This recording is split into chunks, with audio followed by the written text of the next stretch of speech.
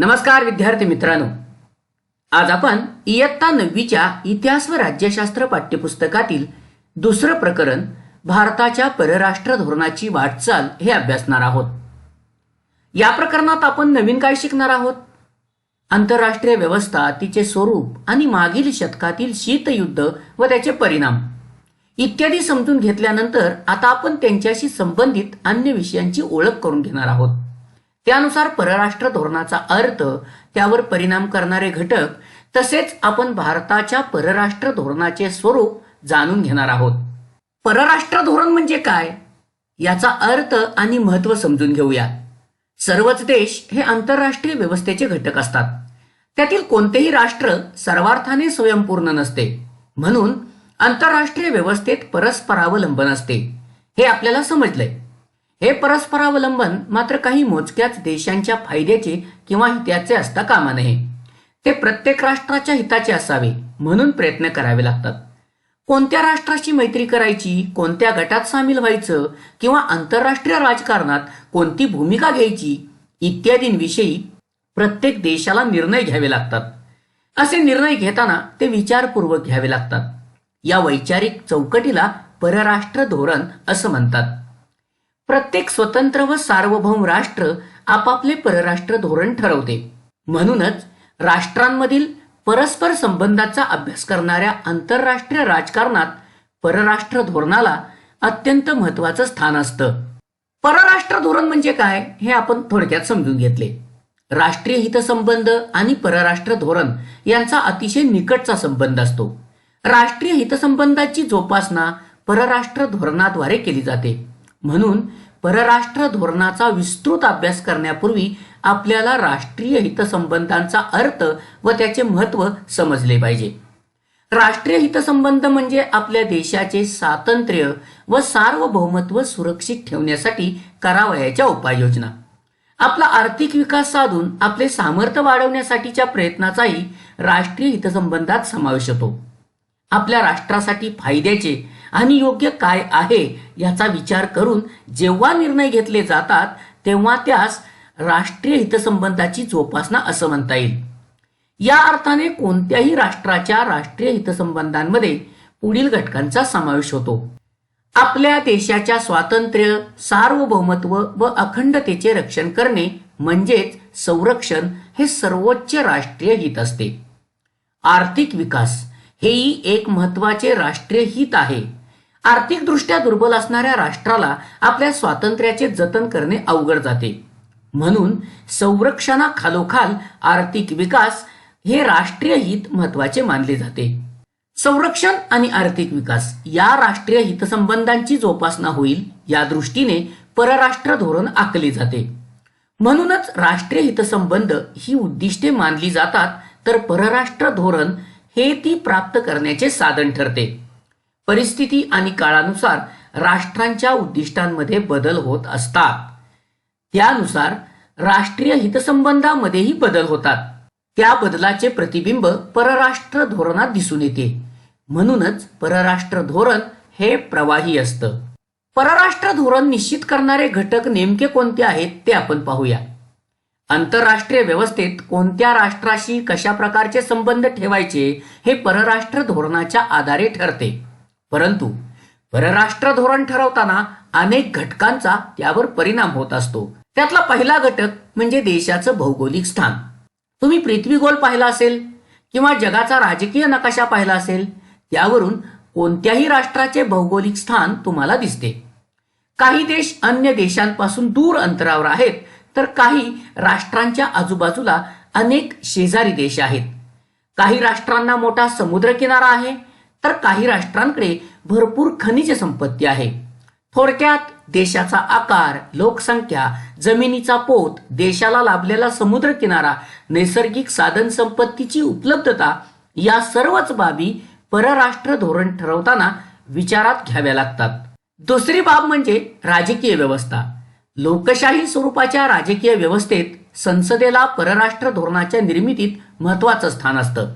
कारण परराष्ट्र धोरणासंबंधीच्या विषयांवर संसदेत चर्चा होते. विरोधी पक्ष प्रश्न विचारून परराष्ट्र धोरणावर नियंत्रण ठेवू पाहतात.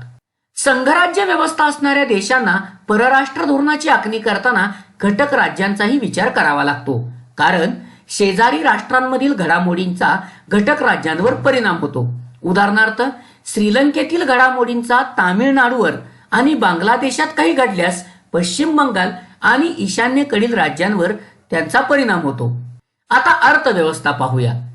आधुनिक काळात कोणत्याही देशाच्या आर्थिक स्थितीला परराष्ट्र धोरण ठरवण्यात फार महत्त्व प्राप्त झाले आहे. आर्थिक विकास हे सर्वच राष्ट्रांचं महत्त्वाचं उद्दिष्ट मानलं जातं. त्यामुळे अर्थव्यवस्थेचा परराष्ट्र धोरणावर दोन प्रकारे परिणाम होतो. एक, देशाची अर्थव्यवस्था मजबूत करण्यासाठी अन्य राष्ट्रांशी प्रस्थापित करायचे आर्थिक संबंध, आयात निर्यात, जागतिक व्यापारात सहभाग इत्यादी बाबी परराष्ट्र धोरणाला आकार देतात. आणि दुसरी म्हणजे सध्याच्या जागतिक व्यवस्थेत आर्थिक सुरक्षिततेचे मुद्दे राष्ट्रीय सुरक्षितते इतकेच महत्त्वाचे मानले जातात. आर्थिक सुरक्षितता जितकी भक्कम तितके सामर्थ्यशाली राष्ट्र म्हणून मान्यता मिळते. अर्थव्यवस्था मजबूत असणारे देश कमी परावलंबी असतात व त्यांना स्वतंत्रपणे परराष्ट्र धोरण आखता येऊ शकतं. परराष्ट्र धोरण ठरवण्यात प्रधानमंत्री, राष्ट्रपती, परराष्ट्र मंत्री, संरक्षण मंत्री, अर्थमंत्री, गृहमंत्री यांचा वाटा असतो. परराष्ट्र धोरणातील सातत्य टिकवून ते सुधारण्याचा प्रयत्न या पदांवरील व्यक्ती करतात. उदाहरणार्थ, पंडित जवाहरलाल नेहरूंनी भारताच्या परराष्ट्र धोरणात अलिप्ततावादाची भर घातली. अटल बिहारी वाजपेयी यांनी भारत चीन संबंध सुधारण्यात मोठे योगदान दिले आहे. परराष्ट्र धोरणाच्या निर्मितीत परराष्ट्र व्यवहार मंत्रालय, परराष्ट्र सचिव, परदेशातील दूतावास, राजनैतिक अधिकारी इत्यादी प्रशासकीय घटकांचा समावेश असतो. परराष्ट्र धोरणासंबंधीचा अंतिम निर्णय जरी प्रधानमंत्री व त्यांचे मंत्रिमंडळ घेत असले तरी त्या निर्णयापर्यंत पोहोचण्यासाठी प्रशासकीय यंत्रणा मदत करते. परराष्ट्र धोरणास आवश्यक अशी माहिती गोळा करणे, तिचे विश्लेषण करणे, त्यावर आधारित योग्य सल्ला देणे इत्यादी कामे प्रशासकीय अधिकारी पार पाडतात. याचबरोबर राष्ट्रीय सुरक्षा सल्लागार ही महत्वाची भूमिका निभावतात. परराष्ट्र धोरणाविषयी प्राथमिक माहिती घेतल्यानंतर आता आपण भारताच्या परराष्ट्र धोरणाविषयी जाणून घेणार आहोत. 1947 साली भारताला स्वातंत्र्य मिळालं आणि तेव्हापासून भारतानं आपलं परराष्ट्र धोरण स्वतंत्रपणे आखण्यास सुरुवात केली. भारताच्या संविधानातील मार्गदर्शक तत्वांमध्ये राज्याने परराष्ट्र धोरण कसं आखावं याविषयी तरतूद केलेली आहे. मार्गदर्शक तत्वांमधील कलम 51 नुसार परराष्ट्र धोरणाची एक व्यापक चौकट स्पष्ट करण्यात आली आहे. त्यानुसार भारताने आंतरराष्ट्रीय शांतता व सुरक्षिततेच्या जतनाला प्राधान्य द्यावं, आपल्या आंतरराष्ट्रीय समस्या किंवा वाद शांततेच्या मार्गाने सोडवावेत असे स्पष्ट केले आहे. अन्य राष्ट्रांशी मैत्रीपूर्ण संबंध ठेवणे व आंतरराष्ट्रीय कायद्याचा आदर करणे हेही आपल्या परराष्ट्र धोरणाचं उद्दिष्ट मानलं जातं. भारताचे आतापर्यंतचे परराष्ट्र धोरण या चौकटीत विकसित झाले आहे. भारताच्या परराष्ट्र धोरणाची आणखी काही उद्दिष्ट पुढील प्रमाणे आहेत. शेजारी देशांशी व अन्य देशांशी मैत्रीपूर्ण संबंध जोपासताना आपल्या देशाच्या संरक्षणास बाधा येणार नाही याची काळजी घेणे, राष्ट्राच्या भौगोलिक सीमारेषा सुरक्षित राहतील याबाबत तडजोड न करणे, भारताच्या एकतेचे व एकात्मतेचे संरक्षण करणे, दुसऱ्या देशात वास्तव्य करणाऱ्या आपल्या नागरिकांच्या हिताचे रक्षण करणे ही जबाबदारी त्या त्या देशातील भारतीय दूतावास पार पाडतात. भारताच्या आर्थिक विकासासाठी परराष्ट्रांबरोबर आर्थिक व व्यापारी संबंध प्रस्तावित करणे. भारताच्या परराष्ट्र धोरणाचा आढावा आपण 2 टप्प्यांमध्ये घेऊ. पहिला टप्पा हा स्वातंत्र्यापासून ते 1990 पर्यंतचा मानता येईल आणि दुसरा टप्पा 1990 नंतर ते आजपर्यंतचा असेल. पंडित नेहरूंनी परराष्ट्र धोरणाची आखणी सुरुवातीच्या काळात केली. भारताच्या परराष्ट्र धोरणाद्वारे त्यांनी वसाहतवादाला विरोध केला. आंतरराष्ट्रवादी भूमिका घेऊन जागतिक शांतता व सुरक्षिततेला प्राधान्य दिले. या काळातील भारताच्या परराष्ट्र धोरणावर 3 बाबींचा प्रभाव होता. एक म्हणजे सर्व आंतरराष्ट्रीय घडामोडींचं आकलन कोणत्याही सत्तेच्या दबावाशिवाय स्वतंत्रपणे करण्याचा प्रयत्न केला. शांतता हे नेहमीच भारताच्या परराष्ट्र धोरणाचे वैशिष्ट्य राहिले आहे. दुसरं म्हणजे पाकिस्तान आणि चीन या देशांकडून असणारे धोकेही विचारात घेण्यात आले.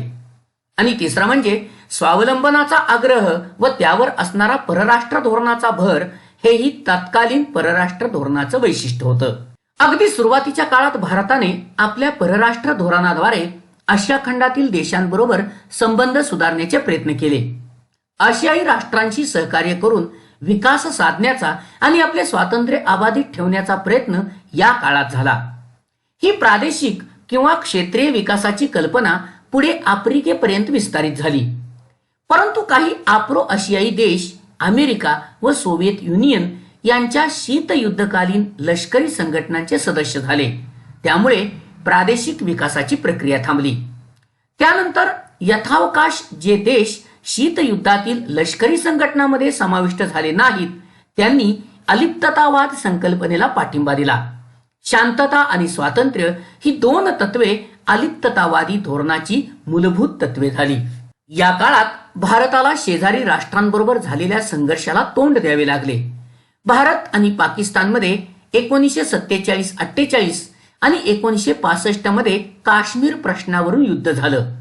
1971 मध्ये झालेल्या तिसऱ्या युद्धाने पाकिस्तान अलग होऊन स्वतंत्र बांगलादेशाची निर्मिती झाली. 1970च्या दशकात भारताच्या परराष्ट्र धोरणात एक प्रकारचं स्थैर्य होतं. दक्षिण आशियामध्ये एक प्रबळ प्रादेशिक सत्ता म्हणून भारताचा उदय झाला होता. 1974 मध्ये भारताने अणुचाचणी करून अणुसंशोधनाच्या क्षेत्रातील आपली क्षमता सिद्ध केली. 1980 पासून मात्र काही बदलांना सुरुवात झाली. दक्षिण आशियाई राष्ट्रांमध्ये सहकार्य वाढीस लागावे म्हणून सार्क ही संघटना स्थापन करण्यात आली. चीन बरोबर असणारे संबंध सुधारण्यासाठी भारताने संवाद सुरू केला. सुरक्षिततेच्या क्षेत्रातील सहकार्यासाठी अमेरिकेबरोबर भारताने देवाणघेवाणी सुरुवात केली. 1947 ते 1990 हा पहिला टप्पा. शीतयुद्धाच्या पार्श्वभूमीवर भारताने अलिप्ततावादाचा स्वीकार केला. त्यामुळे सर्वच राष्ट्रांशी मैत्रीपूर्ण संबंध ठेवणे, विकासासाठी योग्य ती मदत विविध राष्ट्रांकडून घेणे याला या काळात प्राधान्य होतं. अलिप्ततावादी धोरणामुळे भारताला आपल्या विकासासाठी दोन्ही महासत्तांकडून मदत मिळवणं शक्य झालं. संरक्षण व्यवस्था बळकट करण्यावर या काळात भर होता. त्यासाठीचे तंत्रज्ञान आयात करण्यात आले. सोव्हिएत युनियन, फ्रान्स आणि जर्मनी इत्यादी देशांनी यासाठी भारताला सहाय्य केलं. या कालखंडात भारताला काही आव्हानांना सामोरं जावं लागलं. त्यामध्ये पाकिस्तानशी संघर्ष आणि बांगलादेशाची निर्मिती तसेच चीनशी संघर्ष यांचा समावेश होता. 1947 मध्ये भारताने अणुचाचणी करून आण्विक संशोधनाच्या क्षेत्रातील आपली क्षमता सिद्ध केली. 1991 ते आजपर्यंत दुसरा टप्पा. भारताच्या दुसऱ्या टप्प्यातील परराष्ट्र धोरण अधिक व्यापक आणि गतिशील बनलं. शीतयुद्धोत्तर काळात राजकीय व लष्करी संबंधांनाच प्राधान्य राहिले नाही. परराष्ट्र धोरणात अर्थकारण, व्यापार, शिक्षण आणि तंत्रज्ञान अशा अनेक पैलूंचा समावेश झाला.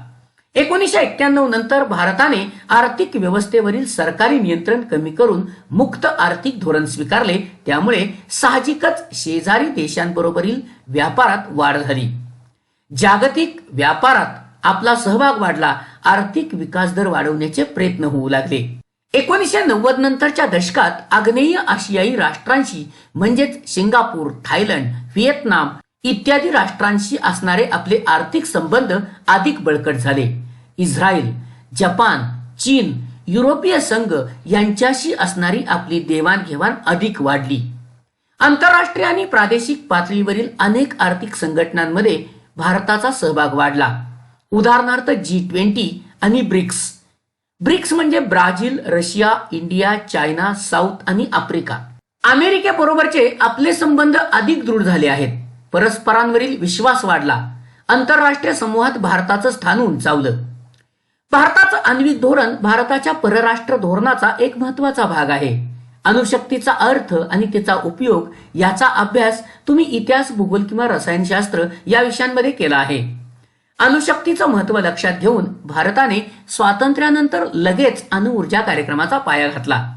त्यासाठी अणुऊर्जा विभाग आणि अणुऊर्जा आयोग स्थापन केला. अणुऊर्जा आयोगाचे पहिले अध्यक्ष डॉक्टर होमी भाभा होते.